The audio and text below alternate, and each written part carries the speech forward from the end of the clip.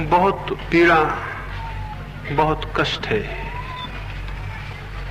ऐसा मनुष्य खोजना कठिन है जो ठीक से जी रहा हो। ऐसा मनुष्य भी खोजना कठिन है जो जीवन में आनंद का और धन्यता का अनुभव कर रहा हो। यदि हम अपने से पूछें या अपने पड़ोसी से पूछें तो यह ज्ञात करना कठिन होगा कि किसी ने जीवन को इस भांति अनुभव किया हो कि वो फिर से उसी जीवन को पाने के लिए उत्सुक हो जाए। ऐसा कष्ट, ऐसी पीड़ा स्वाभाविक है कि जीवन को एक उदासी से, निराशा से और अंधेरे से भर दे। बहुत कम लोगों की आंखों में प्रकाश मालूम होता है, बहुत कम लोगों की आंखों में ज्योति मालूम होती है, बहुत कम लोगों के हृदय में संगीत मालूम होता है। और तब यह स्वाभाविक ही है कि हम एक बोझ की भांति अपने जीवन को ढोते हों, और यह स्वाभाविक ही है कि हम जीवन के रस से वंचित रह जाएं, और जिसे हम जीवन समझें वो केवल मृत्यु का, एक लंबी मृत्यु का दूसरा नाम हो। मेरे देखने में हम धीरे धीरे मरते जाते हैं, और कोई भी विचार करेगा तो ये अनुभव करेगा कि जन्म और मृत्यु के बीच जिससे हम परिचित होते हैं वो जीवन नहीं बल्कि क्रमिक मृत्यु है, धीमी मृत्यु है। रोज हम मृत्यु की ओर विकसित होते चले जाते हैं, और हम चाहे कोई भी प्रयास करते हों, चाहे हम धन इकट्ठा करते हों या यश अर्जित करते हों या बहुत ज्ञान इकट्ठा कर लेते हों या त्याग और तपश्चर्या करते हों, लेकिन अंततः ऐसे बहुत कम धन्यभागी हैं जो जीवन के सत्य को अनुभव कर पाते हों। अधिक लोग केवल मृत्यु के मुंह में पहुंच जाते हैं। हमारी सारी यात्राएं, चाहे वे कितनी ही भिन्न दिशाओं में हों, अंततः मृत्यु की दिशा में ले जाने वाली सिद्ध हो जाती है। मैं एक छोटी सी कहानी आपसे कहूं, उससे शायद मेरी बात समझ में पड़ सके। दमिश्क में एक बादशाह हुआ, बहुत बड़ा बादशाह था, बहुत संपत्ति थी, बहुत बड़ा साम्राज्य था। एक दिन सुबह ही उसने स्वप्न देखा भोर के समय कि मौत उसके सामने खड़ी है, और मौत ने उससे कहा कि आज सांझ को तुम ठीक जगह मुझे मिल जाना, मैं तुम्हें लेने आ रही हूं। मौत ने उस स्वप्न में उस बादशाह को कहा, आज ठीक जगह सांझ को मिल जाना, आ जाना ठीक जगह, मैं तुम्हें लेने आ रही हूं। नींद उसकी खुली, उसने नगर के विचारशील लोगों को बुलाया और पूछा कि ऐसा मैंने स्वप्न देखा है, क्या इसका अर्थ है? विचारकों ने कहा कि इसका अर्थ है कि आज सांझ आपकी मृत्यु आ जाएगी। राजा ने कहा फिर मैं क्या करूं? कुछ लोगों ने कहा कि इस महल को छोड़कर आप भाग जाएं, जितने दूर जा सके उतने दूर निकल जाएं। राजा के पास बड़ी तेज चाल से चलने वाला घोड़ा था, उस घोड़े पर सवार होकर वो राजा भागा। सांझ तक वो सैकड़ों मील दूर निकल गया। सूरज डूबने के समय एक बगीचे में जाके उसने शरण ली, निश्चिंतता से ये सोचकर कि अब मृत्यु का कोई भय नहीं है, मैं काफी दूर निकल आया हूं। लेकिन वो घोड़ा बांध भी नहीं पाया था, मुंह फेरा और देखा मौत सामने खड़ी है। तो राजा ने कहा ये तो बड़ा धोखा दिया, मैं तो इतनी यात्रा किया दिन भर में तुमसे ही भागने को। मौत ने कहा कि यही जगह तो तुम्हारा मिलने का निश्चय था, तुमने इतनी यात्रा हमसे मिलने को की, यही ठीक स्थान है, यही ठीक समय है, इसी के लिए सुबह मैंने तुम्हें निमंत्रण दिया था कि ठीक जगह ठीक समय पर सांझ को मिल जाना, तुम ठीक जगह आ गए हो। उस राजा ने सोचा कि मैं भाग रहा हूं मृत्यु से, लेकिन अंततः पाया कि वो मृत्यु में पहुंच गया है। हम सारे लोग भी भागते हैं, शायद इस कल्पना में कि मृत्यु से बच जाएंगे और जीवन को अनुभव करेंगे, लेकिन अंततः पाते हैं कि मृत्यु के मुंह में पहुंच गए हैं और जीवन से वंचित रह जाते हैं। जीवन को अनुभव करना जीवन का उद्देश्य है। कोई पूछे कि जीवन का लक्ष्य क्या है तो मैं कहूंगा जीवन को उसकी परिपूर्णता में अनुभव कर लेना है। लेकिन बहुत कम लोग अनुभव कर पाएंगे, क्योंकि हमारी दिशाएं, हमारे प्रयत्न, हमारी चेष्टाएं, हमारी यात्रा करीब करीब जीवन की दिशा में नहीं है। हम मृत्यु की दिशा में ही चलते हैं। मृत्यु की दिशा में चलने से मेरा क्या प्रयोजन है वो मैं आपको कहूं। मृत्यु की दिशा में चलने का अर्थ है हम उन चीजों को इकट्ठा करें, उन चीजों को संग्रह करें, उन शक्तियों को खोजें और उनकी साधना करें जिन्हें मृत्यु नष्ट कर देने वाली हो। हम जो भी इकट्ठा करेंगे, जो भी संग्रह करेंगे या जो भी शक्ति उत्पादित करेंगे, यदि मृत्यु उसे छीन लेने को है तो हमारी सारी यात्रा व्यर्थ हो जाएगी और अंततः हम पाएंगे कि हाथ हमारे खाली हैं और हमारी कोई उपलब्धि नहीं है।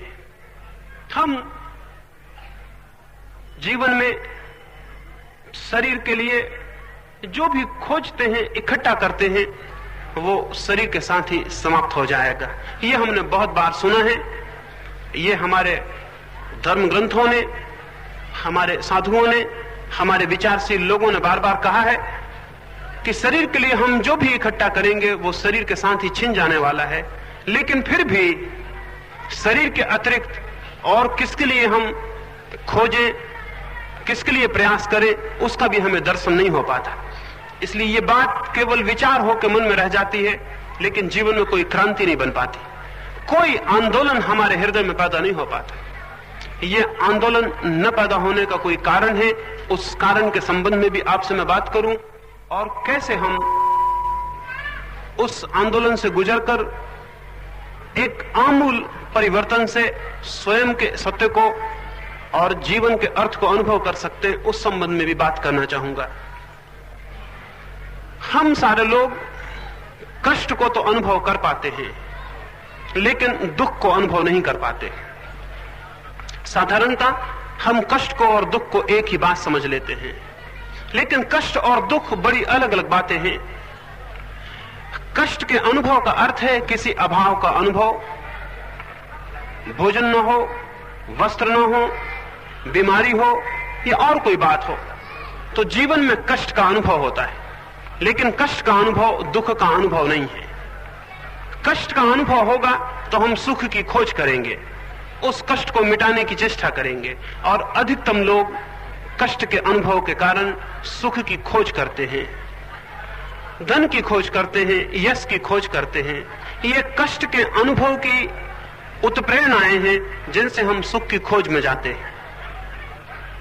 जिन लोगों को दुख का अनुभव होगा वे सुख का नहीं बल्कि सत्य का अनुसंधान करेंगे। जिन लोगों को दुख का अनुभव होगा वे लोग सुख का नहीं बल्कि आनंद का अनुसंधान करेंगे, और सुख और आनंद के अनुसंधान में दिशा का बुनियादी भेद है।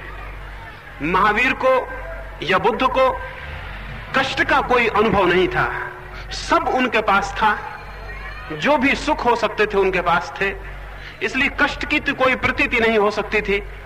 फिर भी कोई बहुत गहरे दुख का उन्हें बोध हुआ। जब तक गहरे दुख का बोध न हो तब तक जीवन की खोज बहुत गहरे में प्रवेश नहीं कर पाती, और हम सारे लोग अधिकतर कष्ट को ही अनुभव करके समाप्त हो जाते हैं, दुख को अनुभव नहीं कर पाते। कष्ट का संबंध शरीर से होता है, दुख का संबंध आत्मा से होता है। जब कोई गहरी पीड़ा अनुभव हो और ऐसा प्रतीत हो कि जिस जीवन को मैं जी रहा हूं उसमें कोई भी अर्थ नहीं है, कोई मीनिंग नहीं है, उसमें कोई सार्थकता नहीं है, रोज सुबह उठाने में, रोज सांझ सो जाने में, या कुछ संपत्ति इकट्ठी कर लेने में, या कोई बड़ा मकान बना लेने में। आज सांझ को हम आपके गांव के खंडहर देखने गए, तो वहां मैंने कहा कि इन खंडहरों को देखने के बाद अगर ये ख्याल ना उठता हो कि हम जिन मकानों को बना रहे हैं वो भी खंडहर हो जाएंगे, तो इन खंडहरों को देखना हमारा सार्थक नहीं हुआ।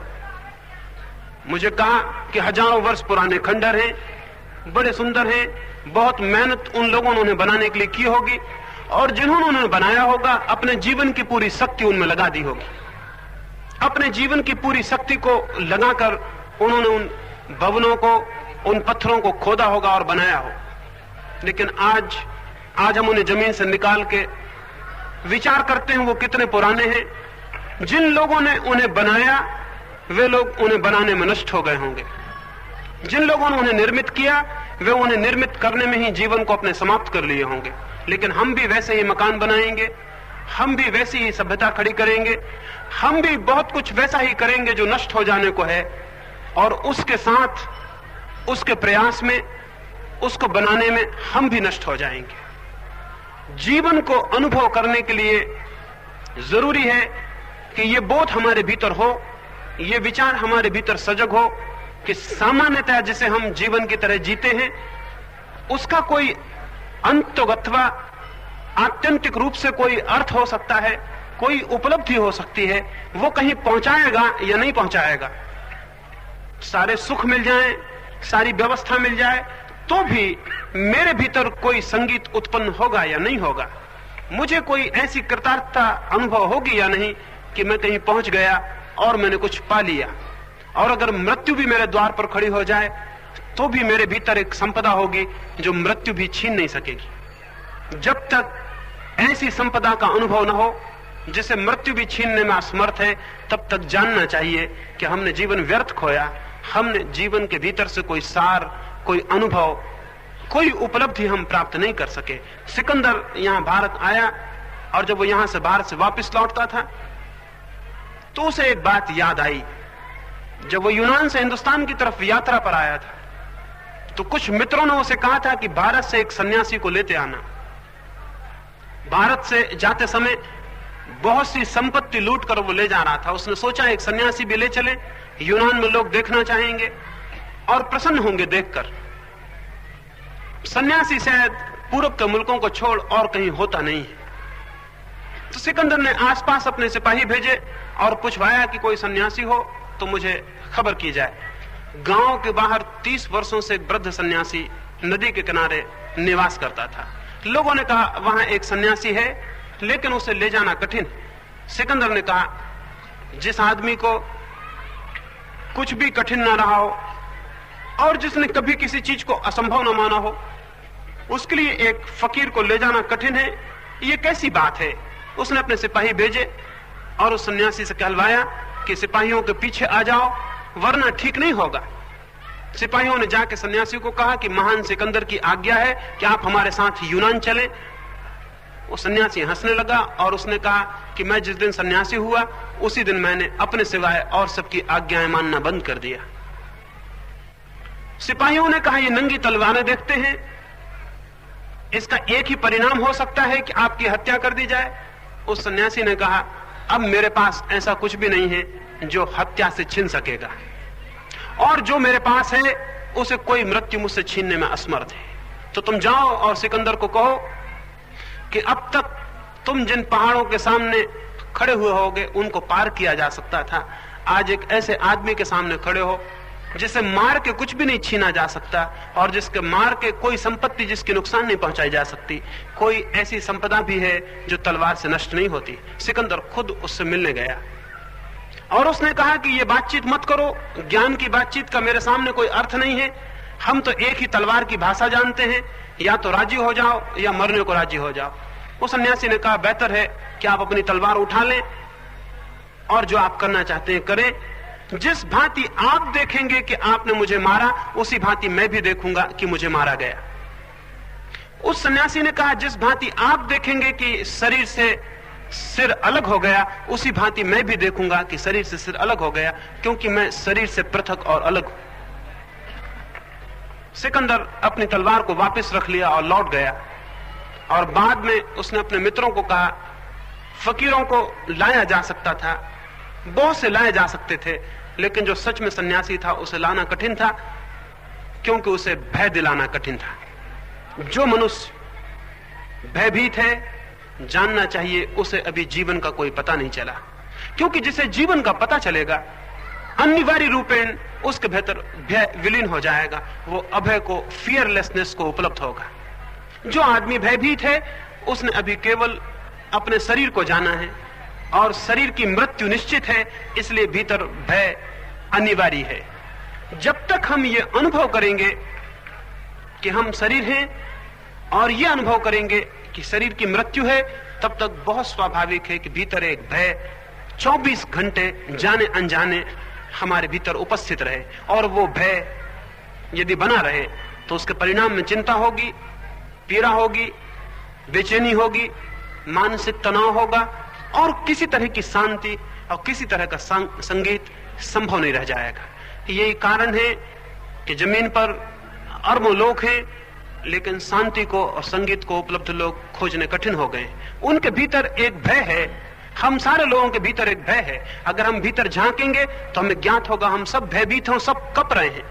किरकेगार्ड ने एक किताब लिखी है और किताब का नाम रखा है ट्रेम्बलिंग। किताब का नाम रखा है कपना और घबराना। और उसने लिखा कि हर आदमी अगर अपने भीतर झांक के देखेगा तो कप रहा है और घबरा रहा है। और इसी वजह से हम अपने भीतर देखना पसंद भी नहीं करते। हम पसंद करते हैं बाहर उलझे रहे। कोई आदमी दुकान में उलझा रहे, कोई आदमी किसी और काम में उलझा रहे, कोई आदमी मंदिर में उलझा रहे, कोई आदमी धन कमाने में उलझा रहे, कोई आदमी यश कमाने में उलझा रहे, लेकिन हम बाहर उलझे रहे। कहीं भीतर के कपते हुए मनुष्य का, घबराई हुई चेतना का हमें पता ना चल जाए। इसलिए हम एकांत से भी डरते। अकेले में हम नहीं रहना चाहेंगे। अभी मैं एक जगह ठहरा, एक पहाड़ी पर, एक बिल्कुल अकेली जगह थी। मैंने उस गांव के लोगों से कहा कि कौन कौन इस पहाड़ी पर अकेले में ठहरने को राजी होगा। वो बोले अकेले हम नहीं ठहर सकते, 10-20 लोग यहाँ हो तो हम यहाँ ठहर सकते। मैंने उनसे पूछा अकेले में ठहरने में भय क्या है? अगर बहुत गहरे में देखें तो अकेले में होने में डर है, क्योंकि अकेले में अपना सामना हो जाएगा, हम अपने को देख लेंगे या अपने से कोई परिचय हो जाएगा। अपने से परिचित होने में हम डरते हैं, क्योंकि भीतर सिवाय कंपन और भय और चिंता और बेचैनी के कुछ भी नहीं है।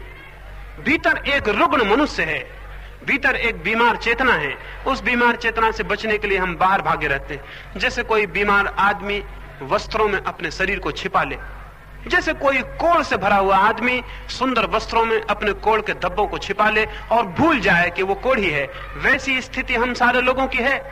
हम सारे लोग भीतर भयभीत, अत्यंत चिंता से भरे हुए, अत्यंत कपते हुए, घबराए हुए लोग हैं। और इस घबराहट को, इस चिंता को बचाने के लिए बाहर की दुनिया में अपने को खोए रखने के कोई न कोई उपाय खोज लेते। ये स्थिति हमारे भीतर मृत्यु की जो सन्निकट संभावना है उसके कारण पैदा होती है। और हर आदमी जन्म के बाद बहुत गहरे में जानता है कि मरना होगा। रोज चारों तरफ मृत्यु घटित हो रही है, रोज सूखे हुए पत्ते कुम्हला के गिर रहे हैं, रोज सूखे हुए फूल अलग किए जा रहे हैं, और रोज सब परिवर्तित होता जा रहा है। जो भी जन्मता है वो मर जाता है। इसे हम जानते हैं, इसे हम रोज प्रत्यक्ष कर रहे हैं। हम भीतर इस सत्य से परिचित हैं भली भांति कि हमें मरना होगा। उस मृत्यु को भुलाए रखने के लिए हम बहुत उपाय करते हैं, लेकिन मृत्यु को भूला तो जा सकता है, लेकिन बचा नहीं जा सकता।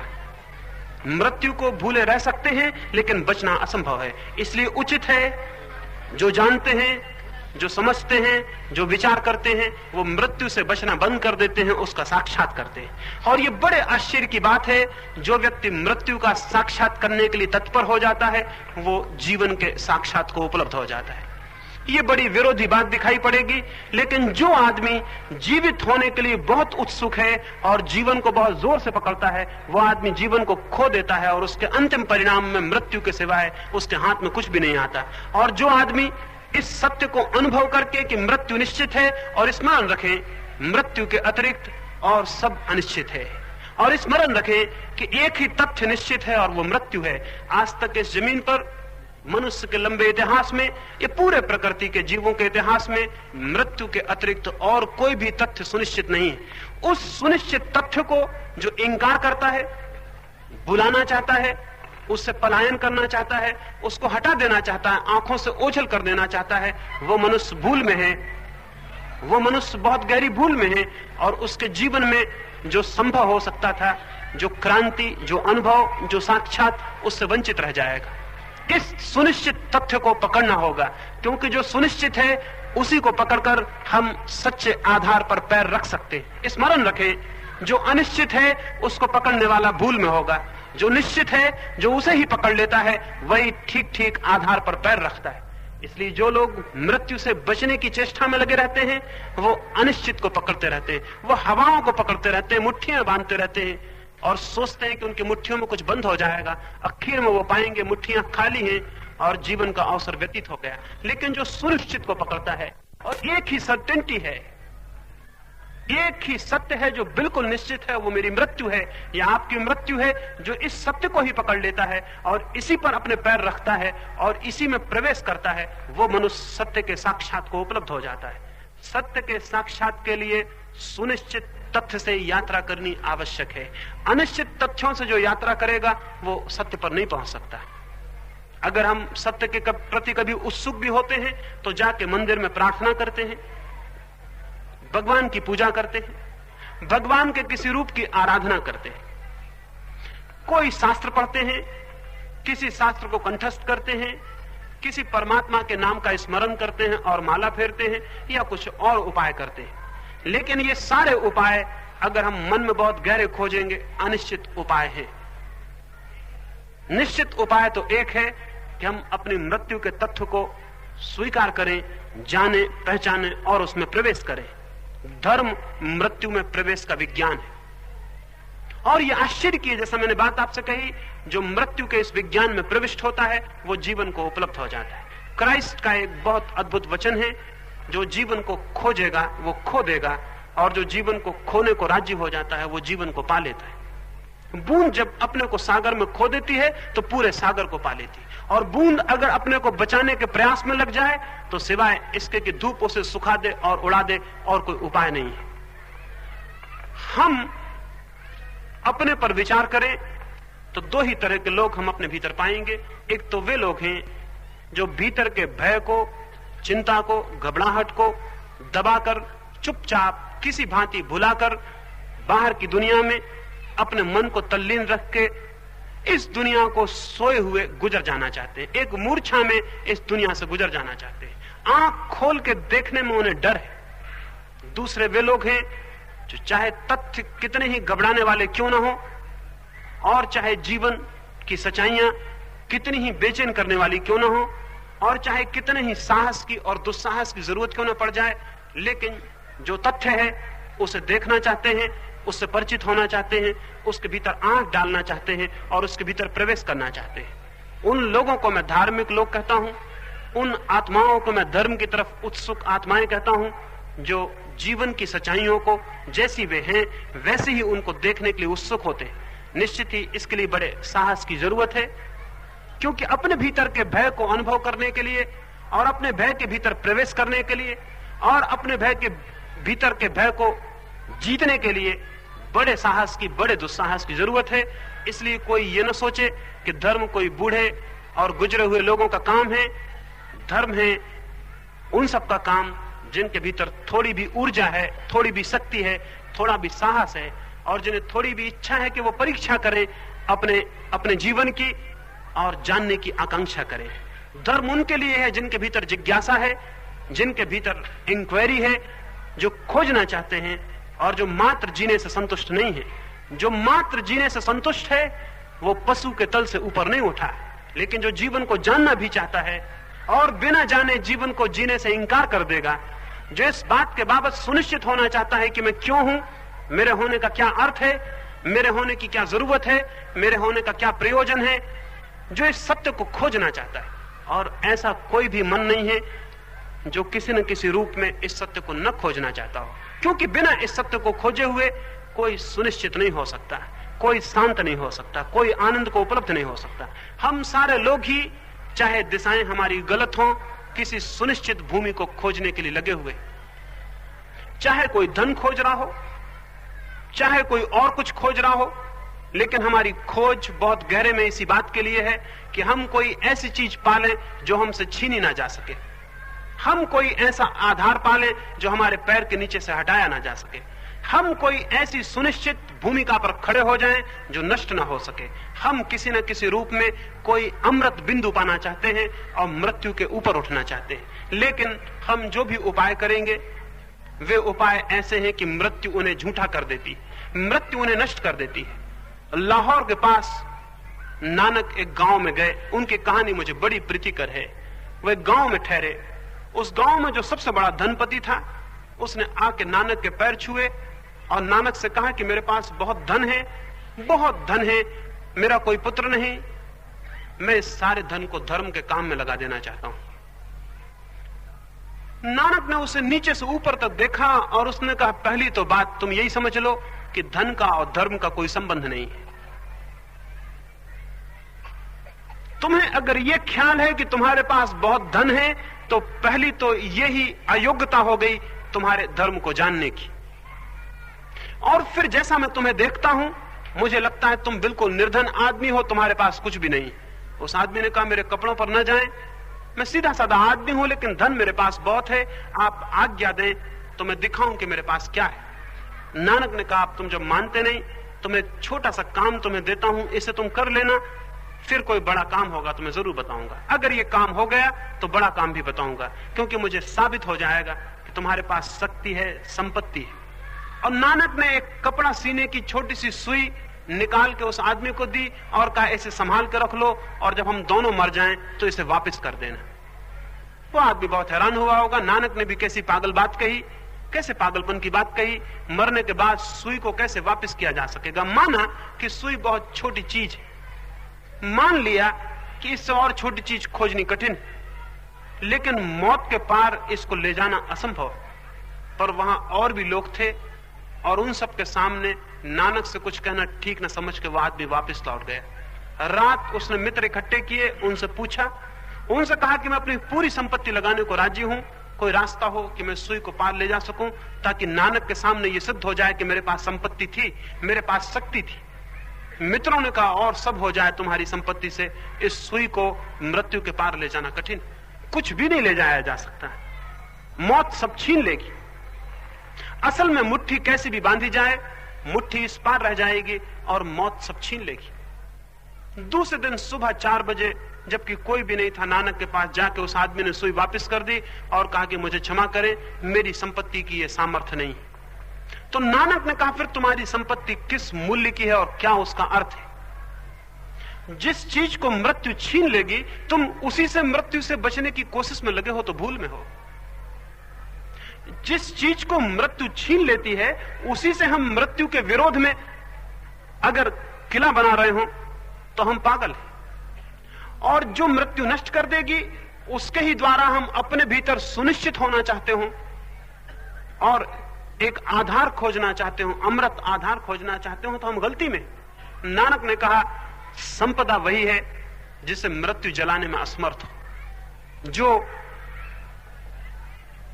मृत्यु की लपटों से बच जाए, वही केवल संपत्ति है। और निश्चित ही वही संपत्ति है जो छीनी ना जा सके। जो छीनी जा सके वो संपत्ति नहीं है, क्योंकि तब आप संपत्तिशाली नहीं हैं, केवल संपत्ति के आवरण में छिपे हुए दरिद्र भिखारी हैं। संपत्ति के वस्त्र हैं और भीतर भिखारी खड़ा हुआ है। और आज इसी वक्त आप भिखारी किए जा सकते हैं, संपत्ति छीनी जा सकती है और मृत्यु तो निश्चित भिखारी कर देगी। और ये भी स्मरण रखें कि जो आदमी जितनी ज्यादा संपत्ति इकट्ठी करता जाता है, उतना ही उसका भिखमंगापन बढ़ता चला जाता है और उसकी मांग बढ़ती चली जाती है और उसका इकट्ठा करने का ख्याल बढ़ता चला जाता है। 5 हो तो 10 चाहिए, 10 हो तो 1000 चाहिए, 1000 हो तो और कुछ चाहिए। उसकी भिक्षा का कोई अंत नहीं है, उसकी भीख का कोई अंत नहीं है।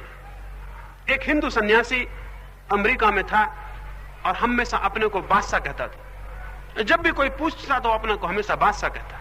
अमेरिका का प्रेसिडेंट 1920 में उससे मिलने आया।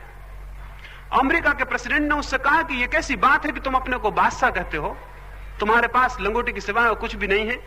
तो सन्यासी ने कहा कि इसलिए अपने को बादशाह कहता हूं क्योंकि मेरी कोई मांग नहीं है, मैं भिखारी नहीं हूं, मेरी इस दुनिया से कोई भी मांग नहीं है।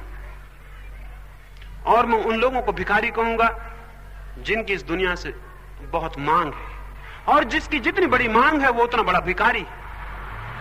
संपत्ति को हम कितना ही खोजें, हमारा भिखमंगापन मिटता नहीं है, केवल ढक जाता है।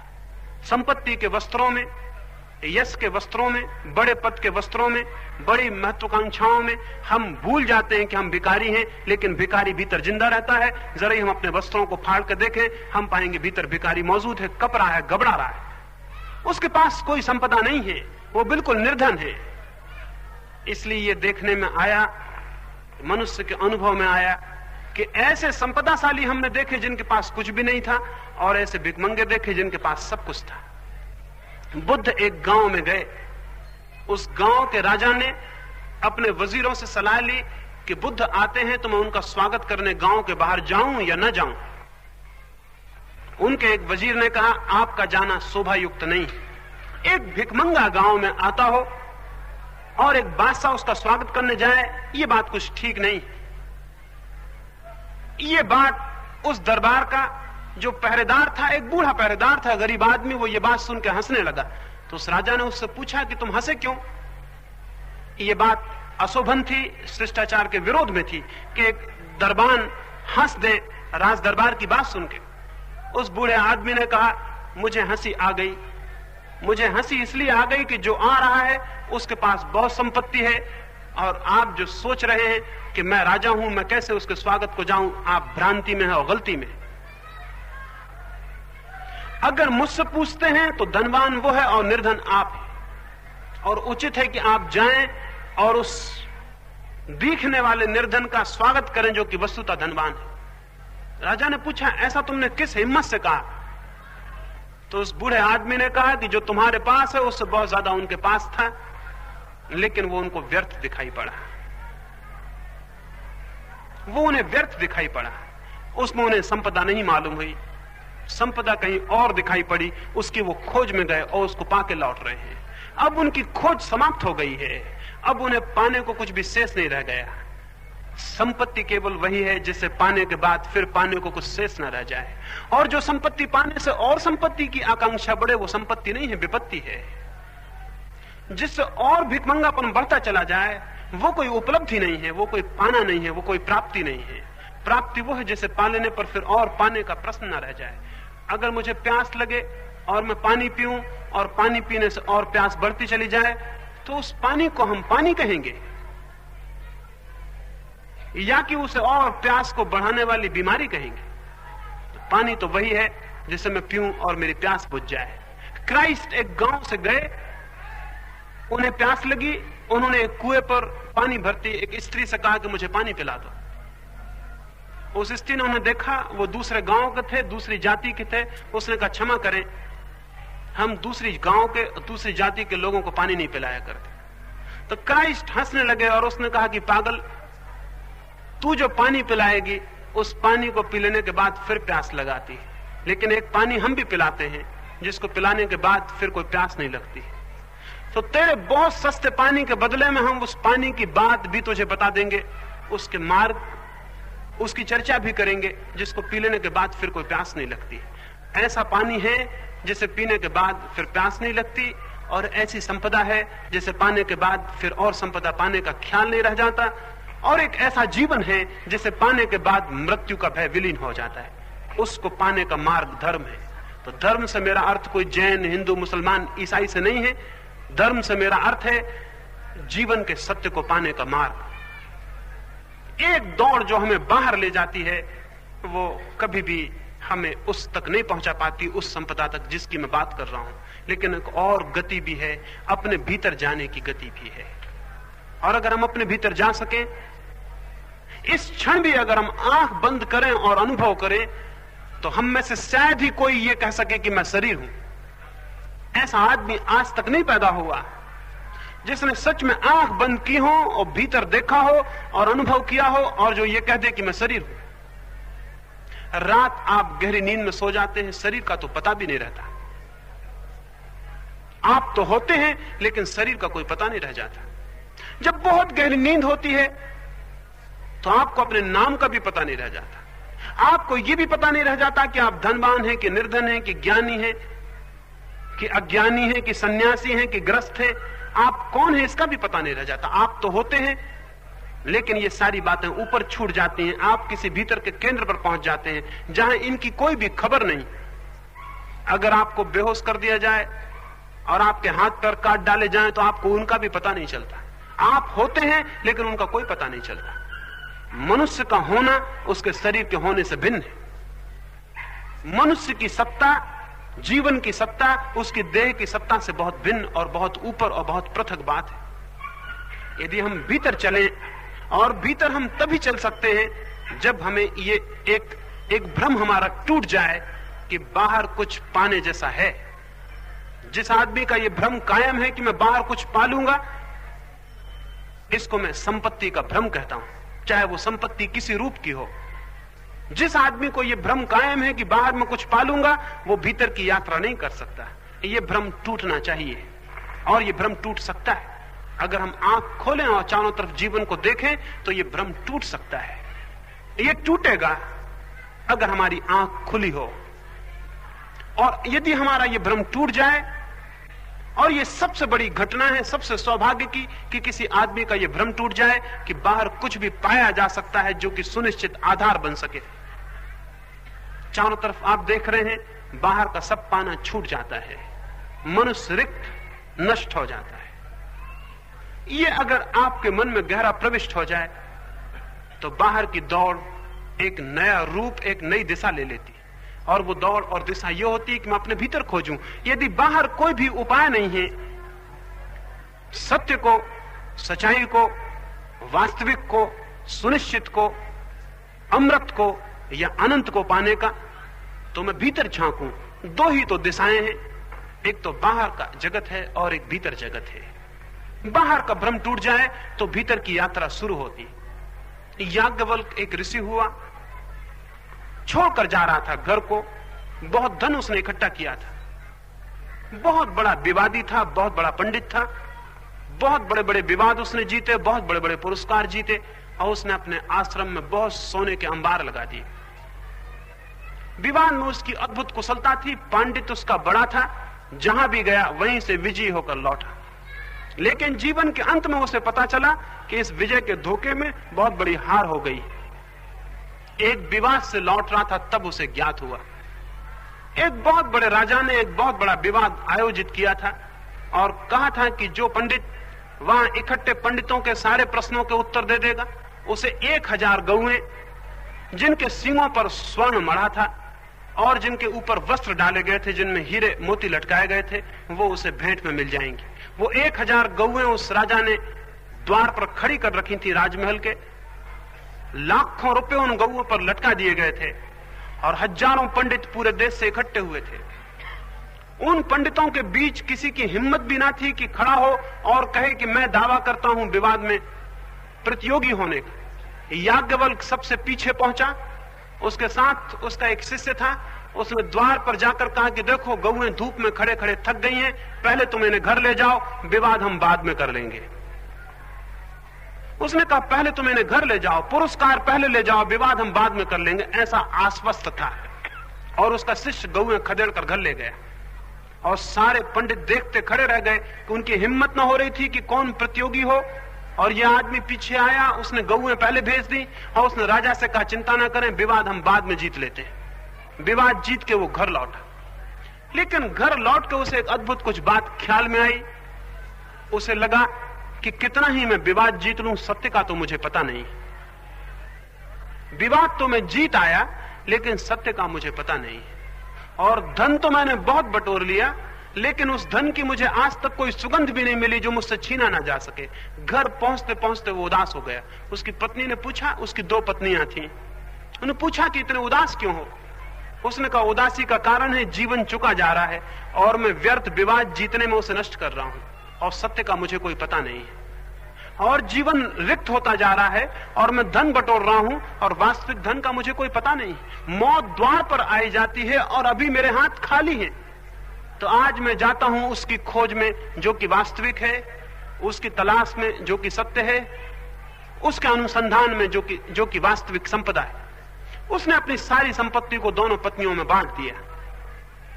पहली पत्नी ने वो संपत्ति स्वीकार कर ली, वो बहुत प्रसन्न हुई, बहुत संपदा थी। लेकिन दूसरी पत्नी ने कहा तुम देते हो, इसी कारण संपदा मेरे लिए व्यर्थ हो गई। उसने पूछा क्यों? उसने कहा कि जब तुम इसे छोड़कर जा रहे हो तो मुझे समझ में आ गया कि इसमें कुछ पाने जैसा नहीं है। तुम्हारे पास ये संपदा थी, और अगर इससे कुछ मिल सकता तो तुम्हें मिल गया होता। तुम चूंकि छोड़ कर जाते हो, मेरे लिए भी व्यर्थ हो गया। तो क्या उचित न होगा कि मैं भी उसका अनुसंधान करूं जो कि संपदा से भी ऊपर है? अगर हम जीवन में आंख खोलकर देखेंगे तो हमें दिखाई पड़ेगा वास्तविक मनुष्य का अनुसंधान उसके लिए है जो संपदा से ऊपर है, जो कि वास्तविक संपदा है। और बाहर की दिशाओं में कहीं भी उसकी कोई उपलब्धि न कभी हुई है और न कभी होगी। बाहर की दिशाओं में वो है ही नहीं, भीतर है, मनुष्य के जीवन के केंद्र पर है, परिधि पर नहीं है।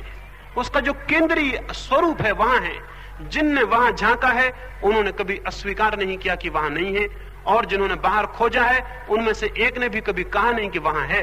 पूरे मनुष्य जाति के अनुभव को आप अकेले गलत नहीं कर सकेंगे, कोई आदमी नहीं कर सका है। मैं या आप कोई भी अपवाद नहीं हो सकते हैं। 5-6 हजार वर्ष का ज्ञात अनुभव है, उसके पहले और हजारों वर्षों का अज्ञात अनुभव है। बाहर की दिशा में किसी भी मनुष्य को कभी भी कोई आनंद, कोई अमृत की उपलब्धि नहीं हुई है, और जिनको हुई है उन्हें भीतर की दिशा में हुई। इसलिए धर्म को मैं परम विज्ञान कहता हूं। उससे ज्यादा सुनिश्चित और कोई विज्ञान नहीं है, क्योंकि उसका कोई अपवाद आज तक उपलब्ध नहीं हुआ, कोई एक्सेप्शन आज तक धर्म का उपलब्ध नहीं हुआ है। आज तक धर्म की अनुभूति बहुत सुनिश्चित आधारों पर खड़ी है। वो पहला बुनियादी आधार है जिसकी मैंने आपसे चर्चा की। बाहर जो संपदा है वो थोथी है और झूठी है, भीतर एक संपदा है जो कि वास्तविक है। लेकिन उसकी खोज में पहला सूत्र होगा कि बाहर से हमारा भ्रम टूट जाए, एक डिसइल्यूजनमेंट की जरूरत है। बाहर से हमारा भ्रम खो जाए, बाहर का भ्रम खो जाए तो भीतर की यात्रा शुरू हो जाती है। किसी मंदिर में जाने की उतनी जरूरत नहीं है, सवाल है बाहर के भ्रम के टूट जाने का। जिसके बाहर का भ्रम टूट गया वो जहां भी हो वहीं मंदिर में प्रवेश हो जाएगा, और जिसके बाहर का भ्रम नहीं टूटा है वो मंदिर में हो या कहीं भी हो, वो किसी न किसी रूप में जगत में और संसार में ही बैठा रहेगा, उसका मंदिर में प्रवेश नहीं हो सकता। बाहर का जिसका अभी आग्रह शेष है और जिसे लगता है कि मुझे कुछ मिल सकता है, वहां मैं कुछ पा सकता हूं, कोई उपलब्धि हो सकती है, वो अभी मृत्यु के खिलाफ व्यर्थ ही लड़ रहा है। अभी उसकी खोज व्यर्थ और क्षुद्र की तरफ है, अभी वो विराट की तरफ और अनंत की तरफ नहीं जा सकेगा। तो सबसे बड़ा सौभाग्य है कि बाहर की खोज व्यर्थ हो जाए। बहुत पीड़ा होगी, बहुत दुख होगा, हाथ खाली हो जाएंगे, और सब होते हुए भी कुछ भी मालूम नहीं होगा। बहुत उदासी आएगी, बहुत संकट मालूम होगा, बहुत संताप में चित्त घिर जाएगा। लेकिन ये संताप, ये अतृप्ति, ये उदासी, ये घबराहट, ये बेचैनी ही उस द्वार में प्रवेश देती है जहां की इस सब का विनाश हो जाता है और हम शांति को और सत्य को और संपदा को उपलब्ध होते हैं। कोई पूछे कि बाहर का भ्रम अगर टूट गया तो भीतर जाने के लिए क्या करेंगे? मेरे अनुभव में बड़ा अद्भुत सी बात आती है। अगर बाहर का भ्रम टूट जाए, सिर्फ बाहर का भ्रम टूट जाए, तो आप पाएंगे कि आप भीतर पहुंच गए हैं। भीतर जाने के लिए कुछ भी नहीं करना होता है, क्योंकि भीतर कोई यात्रा के लिए जगह नहीं है, भीतर तो आप हैं। अगर बाहर का पूरा भ्रम टूट जाए तो आप एक झटके में, एक क्रांति की तरह, एक विस्फोट की तरह पाएंगे कि आप भीतर खड़े हैं। भीतर आप निरंतर खड़े रहे हैं, लेकिन बाहर आंखें भटकती रही हैं। इसलिए भीतर जाने की, भीतर पहुंचने की, भीतर की यात्रा का प्रारंभ नहीं हो पाया। जैसे कोई आदमी सोया हो, सपने देख रहा हो, यहां सोए पाटन में, और सपने देख रहा हो दूर नगरों के। सपनों में सोचे कि इतनी दूर निकल आया हूं, वापस कैसे जाऊंगा, और कोई उसे हिला दे और जगा दे और वो पाए कि वो पाटन में है और दूर नहीं था। वैसे ही हमने बाहर की यात्रा की है, मन में, कल्पनाओं में, विचारों में। हम भीतर मौजूद हैं अभी भी। कोई कहीं भी हो, वो अपने भीतर को खो नहीं सकता, वो अपने अंतसत्व को खो नहीं सकता, वो अपने स्वरूप को खो नहीं सकता। लेकिन बाहर की कल्पना है, स्वप्न है, विचार है, अगर इनका भ्रम टूट जाए तो हड़बड़ा के पाएगा कि वो भीतर खड़ा है। अगर संसार का भ्रम टूट जाए तो हम पाएंगे कि हम परमात्मा में प्रतिष्ठित हैं, और तब एक क्रांति हो जाती है, और तब जीवन में एक आनंद का और प्रेम का प्रवाह शुरू हो जाता है, और तब जीवन में मृत्यु का भय विलीन हो जाता है। और जहां भय विलीन है वहां चित्त मुक्त है, और जहां भय शून्य है वहां चित्त परमात्मा में संलग्न है, और जहां भय शून्य है, जहां मृत्यु विसर्जित हो गई, वहां हम अमृत में खड़े। अमृत में खड़े हो जाना स्वरूप में खड़े हो जाना है, स्वरूप में पहुंच जाना, जीवन को अनुभव करना है। इस जीवन को यदि हम अनुभव ना करें तो हम गलते हैं और धीरे धीरे मरते हैं। इसे मैं जीवन कहने को राजी नहीं हूं। एक दो छोटी सी कहानियां कहूंगा और अपनी चर्चा को पूरा करूंगा। इसे मैं जीवन कहने को राजी नहीं हूं और मैं आपको असंतुष्ट करना चाहूंगा। साधारणतः लोग कहते हैं कि धर्म संतोष देता है, मैं कहता हूं कि धर्म बहुत गहरा असंतोष है। संतोष तो उसके बाद में उपलब्ध होगा। प्राथमिक रूप से तो धर्म बहुत गहरा डिसकंटेंट है, बहुत गहरा असंतोष है। तो मैं तो असंतोष देना चाहता हूं। साधारणतः लोग कहते हैं धर्म आनंद देता है, और मैं तो चाहता हूं कि पहले दुख उपलब्ध हो तो आनंद उपलब्ध होगा। ये जीवन का दुख अनुभव में आए। इसलिए मैं कहना चाहूंगा, जिसे आप जीवन समझते हैं वो जीवन नहीं है, वो एक लंबी मौत है। हम धीरे धीरे मरते जा रहे हैं। मैं जिस दिन पैदा हुआ उस दिन से मरना शुरू हो गया हूं, रोज रोज मर रहा हूं। आप भी मर रहे हैं। इतनी देर घंटे भर में यहां बैठे, घंटे भर हम मर गए।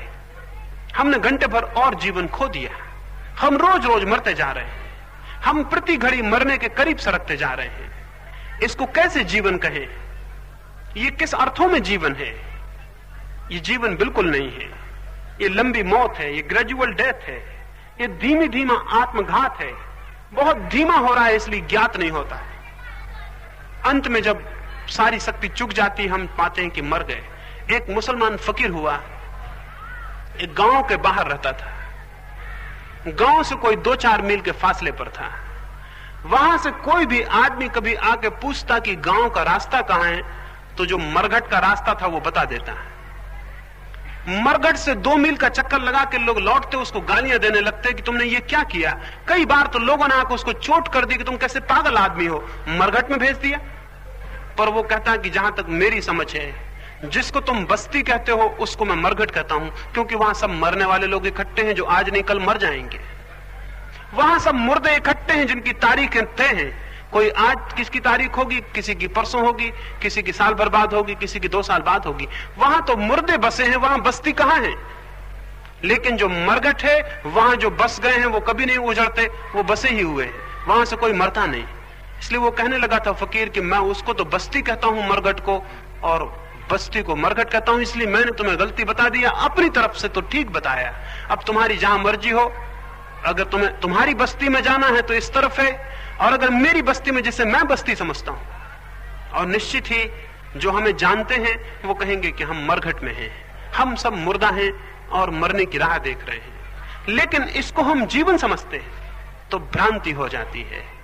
इसको ही जीवन समझ लेना अधर्म है, और फिर इस अधर्म से सारा अधर्म पैदा होता है। लेकिन बुनियाद में अधर्म यह है कि हम इसे जीवन समझ लें। ये जीवन नहीं है, ये बोध असंतोष है, ये बोध दुख है, ये बोध पीड़ा है। ये बोध जितने लोगों में बढ़ जाए उतने जगत में धर्म का विकास होगा। कोई गीता और कुरान और महावीर और बुद्ध की वाणी फैला देने से विकास नहीं होगा। विकास होगा इस बोध को फैला देने से कि जिसे हम जीवन समझे हुए हैं, ये जीवन नहीं है। और अगर ये घबराहट हमारे भीतर बैठ जाए कि जीवन नहीं है, तो खोज शुरू हो जाएगी कि जीवन क्या है। अगर मुझे ज्ञात हो जाए कि जिस मकान में मैं बैठा हूं उसमें आग लगी है, तो क्या मैं पूछूंगा, लोगों से पता लगाऊंगा कि आग लगी है? क्या मैं सोचूंगा कि बाहर निकलूं या ना निकलूं? क्या मैं किताबें पढ़ूंगा, ग्रंथ पढ़ूंगा, गुरुओं के पास जाऊंगा पूछने कि बाहर निकलने का मार्ग क्या है? अगर मुझे ज्ञात हो जाए कि भवन में आग लगी है, तो मैं सब छोड़ के भवन के बाहर निकलने की प्राणपण से चेष्टा करूंगा, मैं बाहर निकल जाऊंगा। अगर हमें दिखाई पड़ जाए कि जिसे हम जीवन समझ रहे हैं वो लपटें लगी हुई मृत्यु से ज्यादा नहीं है, तो बाहर निकलने की एक तीव्र आकांक्षा पैदा होगी, एक अभीप्सा पैदा होगी कि हमारी सारी शक्ति वहां इकट्ठी हो जाएगी और हम उसके ऊपर उठना चाहेंगे। और उस शक्ति के इकट्ठे होने से, उस अभीप्सा से मनुष्य का भीतर प्रवेश होता है, और जो अपने द्वार भीतर के खोल लेता है, कोई बाहर का जीवन उसके लिए बंद नहीं हो जाता, लेकिन जो भीतर के द्वार खोल लेता है वो भीतर जीता है। प्रतिक्षण बाहर होते हुए भी भीतर जीता है, वो प्रतिक्षण बाहर काम करते हुए भी भीतर बना रहता है। उसकी उपस्थिति परमात्मा में होती है, उसका कर्म जगत में होता है। वो कोई छोड़ के भाग नहीं जाता, भागने का कोई कारण नहीं है। जब तक जीवन है तब तक कर्म है, जब तक जीवन है तब तक कर्म रहेगा ही। लेकिन अभी कर्म ही सब कुछ है और चेतना कुछ भी नहीं। तब चेतना सब कुछ होती है और कर्म केवल उसकी अभिव्यक्ति रह जाती है, उसके आनंद की, उसके प्रेम की। तब कर्म सेवा बन जाता है।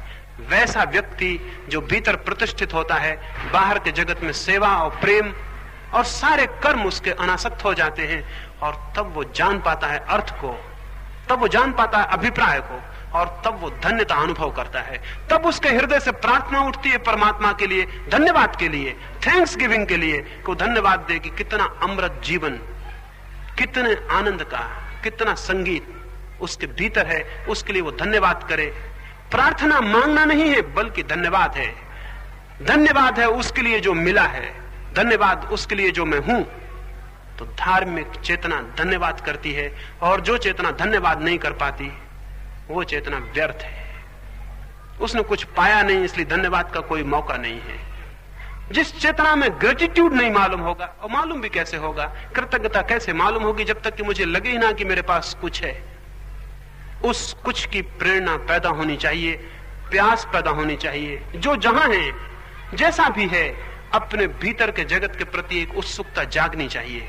और इसका कोई धर्म से संबंध नहीं है, किसी संप्रदाय से संबंध नहीं है, किसी मंदिर और मस्जिद से संबंध नहीं है। क्योंकि मंदिरों ने, मस्जिदों ने, धर्मों ने, संप्रदाय ने तो मनुष्य को परमात्मा से तोड़ने के लिए और दीवारें खड़ी कर दी, मनुष्य को मनुष्य तोड़ दिया। इसका संबंध तो मनुष्य के आंतरिक स्वरूप से है, उस वास्तविक धर्म से है जो सभी धर्मों का प्राण है, उस वास्तविक सत्य से है जो कि जिनने कभी भी कुछ जाना है उन सब की अनुभूति में प्रकट हुआ है। परमात्मा करे ऐसा असंतोष अनुभव हो आपको, ऐसी पीड़ा अनुभव हो, भवन में लगी हुई लपटें आपको ज्ञात हों, और बाहर की तरफ आप आंख खोल के देखने में समर्थ हो सके, ताकि बाहर का भ्रम टूट जाए, वास्तविक संपत्ति की खोज शुरू हो और व्यर्थ की संपत्ति व्यर्थ दिखाई पड़ने लगे। ये कामना करता हूं। मेरी बातों को इतने प्रेम और शांति से सुना है, उससे ऐसा मुझे लगता है कि कहीं ना कहीं हमारे भीतर कोई प्यास है, कहीं ना कहीं हमारे भीतर कोई आकांक्षा है, कहीं ना कहीं कोई बीज है जिसको अगर ठीक ठीक मौका मिले, ठीक ठीक पानी मिले, भूमि मिले, प्रकाश मिले, तो वो जरूर अंकुरित हो सकता है। और बीज तब तक पीड़ा अनुभव करेगा जब तक कि वो वृक्ष न बन जाए, उसमें फूल ना आ जाएं और फल ना लग जाएं। पर मनुष्यों के बीज नष्ट हो जाते हैं और उनमें बहुत कम में फूल लग पाते हैं, फल लग पाते हैं। महावीर या बुद्ध या कृष्ण और क्राइस्ट इसी तरह के मनुष्य हैं जिनके बीज पूरे हो गए और जिनमें फूल लगे और फल लगे और जिनसे गंध फैली और सुवास फैली और उनका जीवन एक नृत्य बन गया और एक संगीत बन गया और हजारों लोगों के हृदय में भी उसकी प्यास जगी। जब तक हमारे जीवन में भी वैसी घटना न घट जाए, हम अपने बीज को जब तक पूरा न फैला लें। और क्या है बीज? अगर मनुष्य बीज है तो उसका पूरा वृक्ष हो जाना परमात्मा का हो जाना है। मनुष्य के भीतर बीज है परमात्मा होने का, और जब तक हम परमात्मा ना हो जाएं तब तक यात्रा अधूरी है और हम बीच में अटके हैं और हमारा बीज तड़फेगा और परेशान होगा और पीड़ा अनुभव करेगा, क्योंकि उसमें अंकुर फूटना चाहिए, अंकुर फैलना चाहिए और वो पूरा होना चाहिए। पूर्ण होकर तृप्ति मिलती है और पूर्ण होकर शांति मिलती है और पूर्ण होकर अर्थ और अभिप्राय उपलब्ध होता है। परमात्मा करे उस पूर्णता की तरफ प्यास को जगाए, परमात्मा करे उस पूर्णता की तरफ हमारे असंतोष को जगाए, उसकी कामना करता हूं। और मेरी बातों को इतने प्रेम और शांति से सुना है उसके लिए बहुत बहुत धन्यवाद करता हूं। सब तरफ अपने मन को खोलें और जहां से भी प्यास को जगाने को कुछ भी आ सके उसे आने दें, और जहां से भी आपके बीज को बेचैन करने को और आंदोलित करने को कुछ आ सके उसे आने दें। मन के द्वार खोलें। हम सबके द्वार मन के बंद हैं और कुछ भी उसमें आना बंद हो गया है, उसे खोलें और मन के भीतर आने दें। जगत ही, संसार का अनुभव ही हमारे भीतर उस उत्कंठा को पैदा करता है जो परमात्मा तक ले जाती है। अंत में सबके भीतर बैठे परमात्मा को प्रणाम करता हूं। प्रभु करे सबके भीतर के बीज विकसित हों, परमात्मा तक पहुंचे।